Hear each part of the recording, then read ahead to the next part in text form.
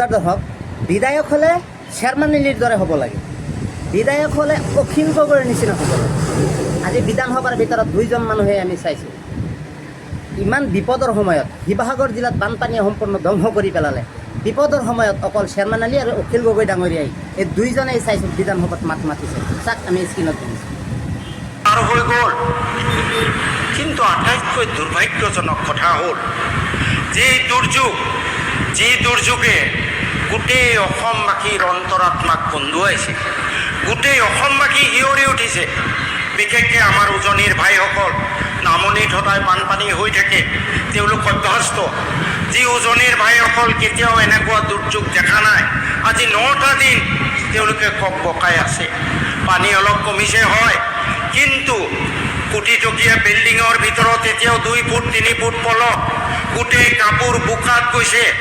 মাননীয় অধ্যক্ষ মহোদয়, আটাইতকৈ দুৰ্ভাগ্যজনক কথা হ'ল আজি 9 দিন পিছতো আমাৰ ৰাজ্য চৰকাৰে যিখিনি ব্যৱস্থা ল'ব লাগিছিলে যেন ল'ব পৰা নাই। আৰু SDRF, what for SDRF is? NDRF, what for NDRF is?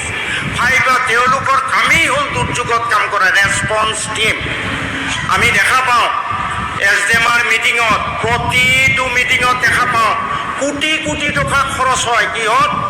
ট্ৰেইনিঙৰ নামত কোটি কোটি টকা খৰচ হয় আমাৰ BDOসকলক, অফিচাৰসকলক সাঁতুৰি পোৱাৰ নামত। সেই বিষয়াসকল ক'ত গ'ল? এই কোটি কোটি টকা SDMৰ যিটো খৰচ হয় সাঁতুৰি পোৱাৰ নামত BDO পঠিয়ায়, কিবা কুইক ৰেছপন্স টিম আছে প্ৰত্যেক ব্লকে। ৱেৰ ডিড দে গো? তেওঁলোকে ক'ত গ'ল? আমাৰ এই কোটি কোটি টকা কিয় পানীত পৰিলে? মই আপোনাৰ যোগেদি আহ্বান জনাওঁ যে এই টিমটোৰ ওপৰত, SDMৰ ফাংচনিঙৰ ওপৰত, are they really to mitigate the disaster or they are just siphoning out the money in amounting to crores of rupees? এইটোৰ ওপৰত এটা ইনকুৱাৰী হ'ব লাগে। মাননীয় অধ্যক্ষ মহোদয়, শেষ কৰিম। এই দুৰ্যোগৰ সময়ত আজি 9 দিন পাৰ হৈ গ'ল। ইমান দিনে first day, second day, third ডেৰ ভিতৰত গোটেই পাৰ্টি চৰকাৰ জঁপিয়াই পৰিব লাগিছিলে। অন্তত 10,000 কোটি টকাৰ এটা গ্ৰাণ্ট ঘোষণা কৰিব লাগিছিলে। আমাৰ প্ৰধানমন্ত্ৰী মোদী ডাঙৰীয়া, তেখেতৰ আমাৰ অসমৰ কাৰণে বহুত মৰমত তেখেতৰ অন্তৰটো উথলিয়ে থাকে বুলি শুনা পাওঁ।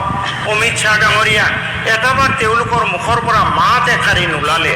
মাননীয় অধ্যক্ষ মহোদয়, আৰু হিউমেন বিং, আমি মানুহে মানুহৰ দুখৰ সময়ত যদি থিয় নিদিওঁ, আমি অকল পলিটিক্স কৰিলে হ'ব নেকি? মানুহ আজি এনেকুৱা